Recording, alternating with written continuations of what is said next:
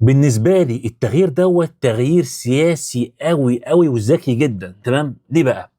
اول حاجه احنا خلفيتنا عن الشناوي ان هو عادي ضربات الجزاء اوقات بيصد اوقات ما بيصدش. تمام، برضه نفس الكلام برضه على شوبير، اوقات بيصد اوقات ما بيصدش. مش عواد مثلا، كنت ممكن اتقبل التغيير دوت لو هو عواد، اقول لك يعني عواد مشهور ان هو يصد ضربات جزاء، شاطر ضربات الجزاء.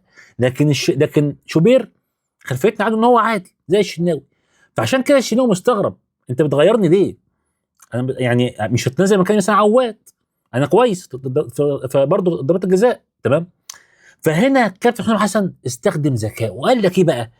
قال لك انا اخلي شوبير ينزل، والله صد كان بها، ما صدش برضه كان بها. تمام، ليه بقى؟ لما يتغلب او حاجه لا قدر الله، فيلاقي ظهير له اعلامي قوي زي كابتن شوبير يسنده في الاعلام. انتوا شايفين الدماغ؟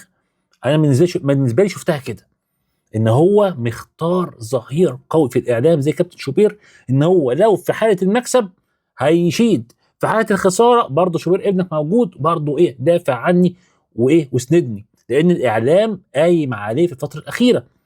فهنا كابتن حسام حسن استخدم ذكائه حلو قوي. تمام، اما بالنسبه للماتش هو ماتش عادي، ماتش عادي. احنا محتاجين ماتشات كتير قوي من دي، لان عندنا كوارث. احنا محتاجين كنا نلعب ماتشات وديه كتير جدا مع فرق قويه، مش فرق ضعيفه زي اللي لعبناها في التصفيات ديت، عشان تبين اخطائنا. احنا عندنا كوارث، والكوارث ديت مش هتطلع غير بالماتشات القويه اللي زي دي. على فكره دي فرق متوسطه، احنا لو لعبنا فرق اعلى من كده بشويه هتبقى فضيحه.